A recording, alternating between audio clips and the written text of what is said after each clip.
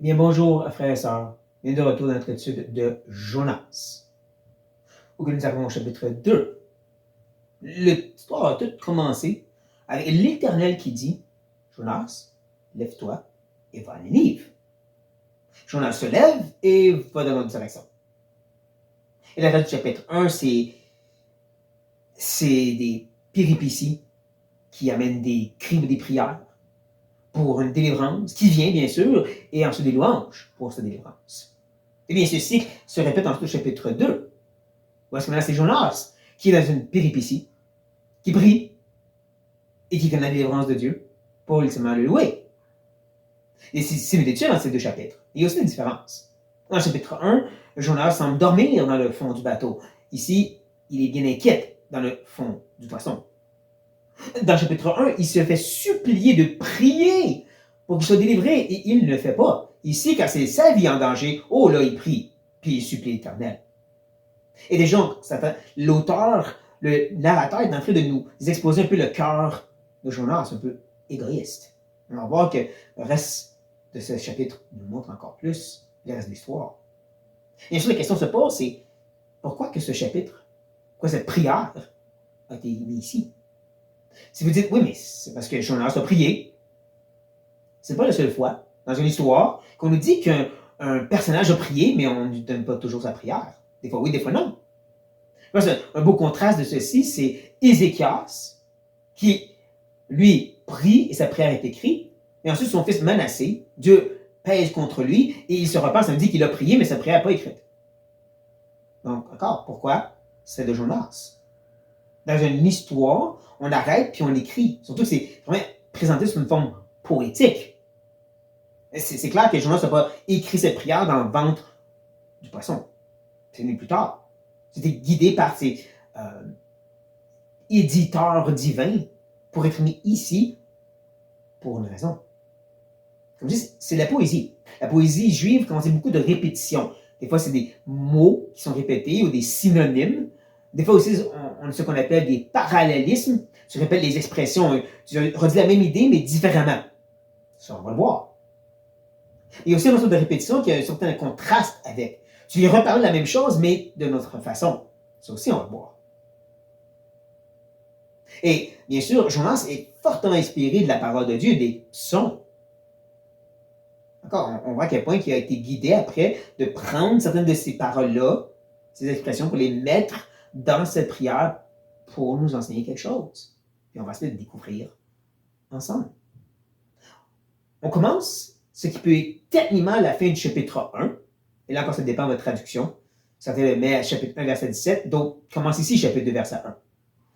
Mais c'est quand même la préparation pour cette prochaine section. Ça nous dit que l'Éternel fit venir un grand poisson pour engloutir Jonas. Et Jonas fut dans le ventre du poisson 3 jours et 3 nuits.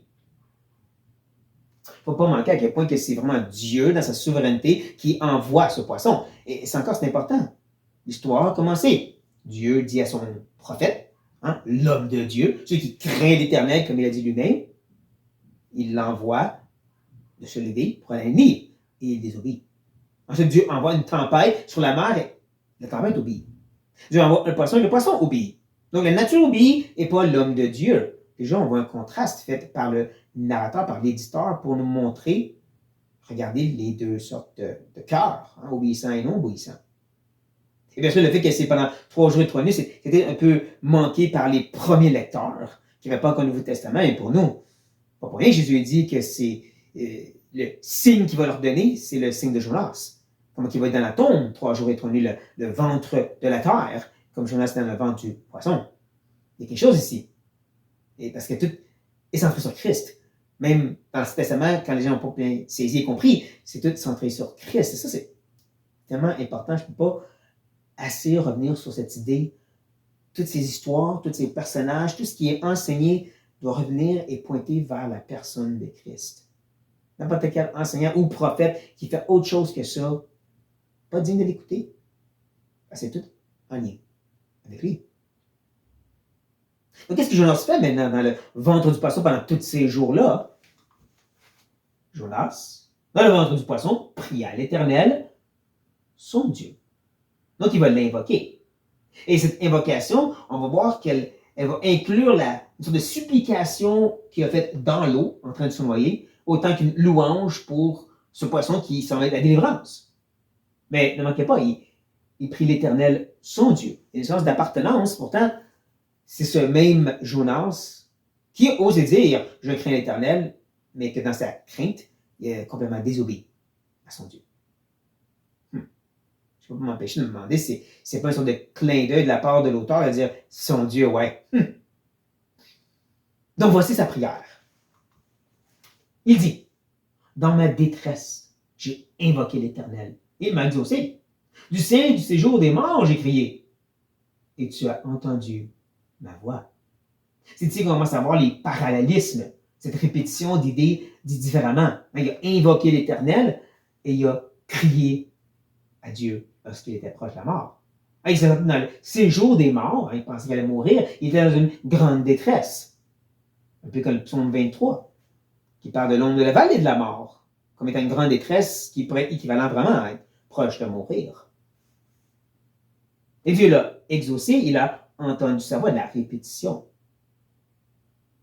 Donc, il se tourne vers Dieu et Dieu l'a intervenu. Et la façon dont c'est exprimé, le temps verbe qui est utilisé montre que c'est la prière qu'il a faite en se noyant. Et le reste de la prière nous montre que c'est ça, c'est vraiment en se noyant, il a fait cette supplication, cette invocation à Dieu. Justement, il continue en disant « Tu m'as jeté dans l'abîme, dans le cœur de la mer, et les courants d'eau m'ont environné. Toutes tes vagues, tous tes flots ont passé sur moi. » Oh, ne manquez pas. Ne manquez pas comment il dit quoi? Tu m'as jeté. On l'a vu chapitre 1. Qui a littéralement pris et jeté Jonas? Les mariniers, les hommes sur le bateau. Lui, il dit non, c'est Dieu. Il parle aussi comment c'est ces vagues et ces flots qui le frappent et le rentrent dedans. Souvent dans les psalmistes, ça va parler avec une sorte d'image, comme le psaume 83. De ces vagues qui le frappent, c'est une image, pas littéralement, il n'est pas en train de se noyer. Mais c'est une image pour montrer comment qu'il souffre coup après coup après coup.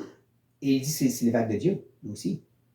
Tout est de lui, par lui et pour lui. C'est triste que de nos jours, la théologie moderne a comme défait Dieu de toutes nos circonstances. Dieu qui est là, puis il essaie d'aider, mais il n'est pas souverain. Non, c'est Satan. C'est la vie qui arrive. Puis Dieu, il participe avec nous. Non. Dieu l'a jeté dans l'eau. Puis c'est les vagues de Dieu qui le frappaient. Ça venait de lui. Comme Job. Satan est celui qui a tué tous ses animaux et sa famille. Satan qui a frappé sa fille aussi. Pourtant, qu'est-ce que Job dit? L'Éternel l'a donné. L'Éternel a enlevé. Béni soit l'Éternel.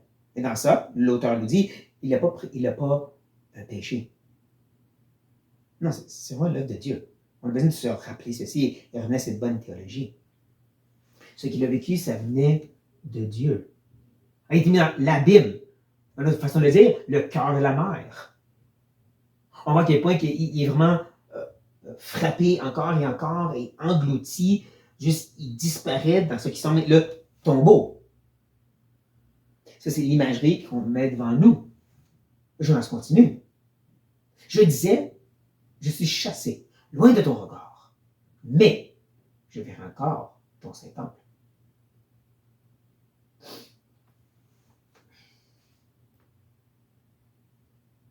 Ne manquez pas encore ici de la répétition. Il pensait être chassé de quoi? Les regards de Dieu. Et qu'est-ce qu'il espère? Voir le temple de Dieu. En parlant du temple, on va prendre note de ceci, on va le mettre dans notre poche pour tantôt, parce qu'il va revenir sur cette expression, mais différemment. Ici, il parle de cette idée qu'il va pouvoir voir le temple. Vraiment, concrètement, retourner au temple. Le temple, c'est le lieu où est-ce qu'il y a la présence de Dieu. C'est le lieu aussi que tout est restauré. Les sacrifices se font pour être en ligne avec Dieu. Les fêtes cérémoniales et tout, la communion avec Dieu se trouve dans le temple, dans ce sens-là, pour les Israélites. Et donc, c'est ce qu'il espère, qu'il va être de nouveau parmi le peuple de Dieu, dans le temple de Dieu. Mais c'est ça, il s'est senti comme chassé loin de Dieu. Mais ultimement, il a cette espérance de retourner dans le temple de Dieu. Et ce qui revient encore avec les images de l'eau et sa mort imminente en disant « Les eaux m'ont couvert jusqu'à monter la vie. L'abîme m'a enveloppé. Les roseaux ont entouré ma tête. Je ne sais pas si vous le voyez un peu, mais imaginez enrôlé, entouré, vraiment. Ça fait penser un peu à quand tu prépares quelqu'un pour une mort, comme Jésus, quand on l'a descendu de la tombe et qu'on l'a entouré de linge et tout pour le mettre dans le sépulcre. C'est un peu l'image que Jonas est en train de présenter ici. Il sentait vraiment comme si c'était fini pour lui. Comme si il était déjà mort, même. Encore, dans les psaumes, souvent, ils s'expriment de cette façon. Ils pensent vraiment que c'est fini pour eux. Même s'ils sont littéralement encore en vie parce qu'ils écrivent, mais ils sentent comme si c'est fini pour eux. Paul aussi désespérait jusqu'à la mort. Et il continue. Je suis descendu jusqu'aux racines des montagnes. Les bords de la terre m'enfermaient pour toujours. Mais tu m'as fait remonter vivant de la fosse. Éternel, mon Dieu. Les racines des montagnes, c'est parce que les Juifs avaient cette idée que toutes les montagnes que nous voyons ont certains sous-fondements, si vous voulez, qui bien souvent, quand ils sont proches de l'eau, sont en dessous de l'eau, dans l'océan. C'est ça l'idée des racines des montagnes. Ça ne veut pas dire que c'est vrai ou pas vrai. Le but, c'est de l'imagerie. Et l'imagerie qui nous montre justement à quel point qu'il descend les bords de la terre ou sous la terre, si vous voulez. C'est un peu comme si c'est une anti-montée Zionix. Hein? Souvent dans les psaumes, les Juifs qui ont été libérés et délivrés vont monter à Jérusalem pour célébrer Dieu. C'est ce qu'on appellerait la montée justement de célébration zioniste, dans le sens que la montagne de Zion, qui était aussi Jérusalem. Mais là, comme vous voyez, c'est l'inverse. Non seulement il descend en bas de la terre, mais il va même en dessous des montagnes, à la place d'être en dessus. Et comme il dit, il se sentait vraiment comme s'il était en train de repousser totalement de la part de Dieu. C'est fini pour lui. Il a reconnu dans sa rébellion, c'est fini pour moi. Mais prenez note que dans ça, il n'y a aucune repentance. Nulle part dans la prière, c'est le Père qui a reconnu son tort. Il n'y a pas de psaume 32, psaume 51, ou ainsi de suite. Il n'y a pas un sens de j'ai mal agi, mais je me suis confié à la grâce de Dieu. Non. Non, pourquoi qu'est-ce qu'il dit? Tout simplement que Dieu l'a fait ressortir de la fosse, en l'Éternel, son Dieu. Et là, il va continuer en disant, quand mon âme était abattue au-dedans de moi, je me suis souvenu de l'Éternel. Ma prière est parvenue jusqu'à toi, dans ton Saint-Temple. On l'a vu encore et encore, être comme écrasé par les eaux. L'image pour montrer à quel point il se sentait comme c'était fini. Là, il parle vraiment de son âme. Il était découragé, il était abattu, écrasé, même à l'intérieur. Et c'est intéressant de voir où est-ce qu'il va, qu'est-ce qu'il dit.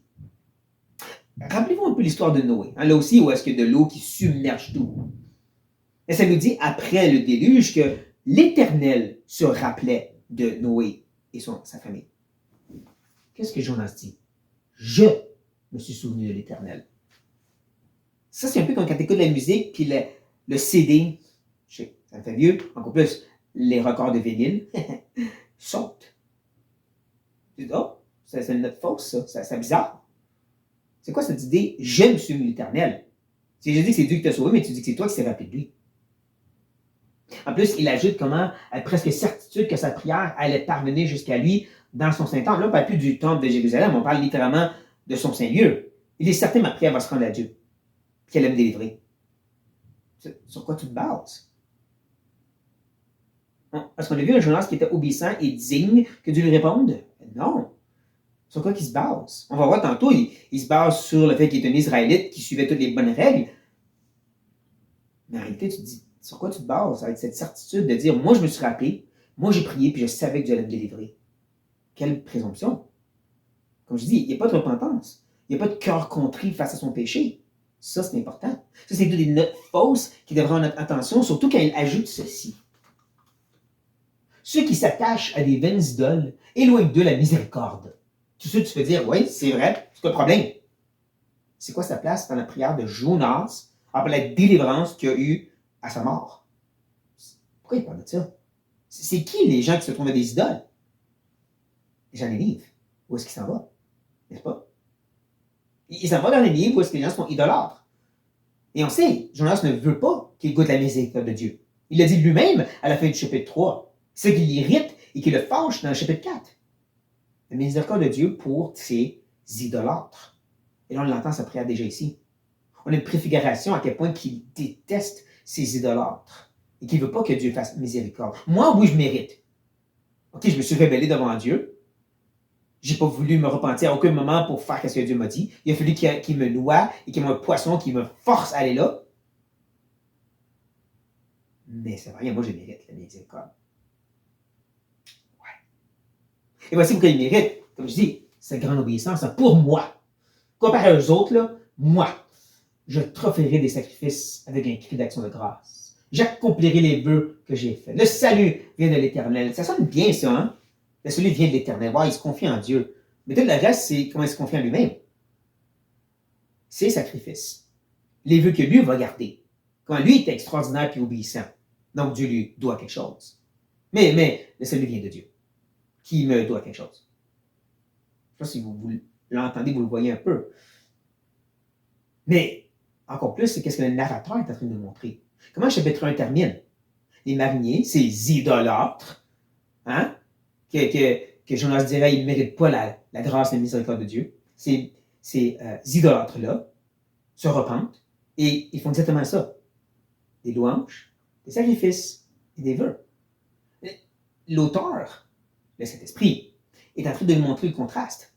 Jonas dit c'est ça qui devrait faire en sorte qu'on est digne de miséricorde, puis Dieu dit ben c'est ça qu'ils ont fait. Ça peut arriver, même pour des gens qui ne sont pas d'Israël. On l'a vu avec justement Ruth, à quel point qu'elle était vastement supérieure dans son obéissance et sa foi envers Dieu que les autres gens autour d'elle. Les gens ne semblent pas comprendre ça. Il a mis juste péter les bretelles. Et donc tout ceci amène à la conclusion. L'Éternel parlait au poisson et le poisson vomit Jonas sur la terre. N'est-ce pas intéressant? Ça ne dit pas juste que le poisson a vomi Jonas sur la terre. Non, ça prétend nous dire que Dieu lui a parlé pour qu'il le fasse. Comment l'histoire a commencé encore? Dieu a parlé à son prophète. Et le prophète n'a pas obéi. Dieu parle au poisson, et le poisson obéit. Vous voyez les contrastes, j'espère. Vous voyez à quel point que le narrateur veut vraiment nous montrer la différence. Surtout qu'il est vomi. Vous savez, comme moi, quand Dieu vomit quelqu'un de sa bouche, c'est pas une bonne chose. C'est un rejet. Il y a vraiment un sens où Dieu est en train de dire c'est ça que je pense de Jonas. Il ne faut pas être trop prêt à l'élever parce que c'est un prophète. Donc, c'est quoi le but de cette prière? C'est-tu juste de nous dire comment que Jonas a prié? Non. Je dirais qu'il y a au moins deux choses à voir ici. La première, c'est que même si quand Dieu pèse contre lui, toutes ces pressions et ces attaques, où est-ce que d'habitude, quand ça arrive à Israël, quand ça arrive à des psalmistes, ils se repentent. Ils ont cœur brisé, ils reconnaissent leur tort. Encore, psaume 32, psaume 51. Pas Jonas. Aucune repentance. Aucun cœur brisé. Même avec orgueil, il dit, cette miséricorde, faveur imméritée, tu ne devrais pas te donner aux idolâtres. Mais moi, oui, je le mérite. Moi, j'ai prié, puis tu devais me répondre. C'est triste parce qu'on a la même mentalité. On sait qu'on rentre dans notre relation avec Dieu par la grâce, miséricorde, et qu'il ait pitié de nous, et qu'il a envoyé son Fils. Mais ensuite, rapidement, ça devient l'obéissance, la fidélité. Je fais, donc Dieu me doit. Non, ça reste grâce, miséricorde, et Dieu a pitié de nous. Toutes nos bonnes œuvres de fidélité sont toujours tachées d'un peu d'orgueil, un peu d'égoïsme, un peu de notre chair. Toujours. C'est jamais mérité.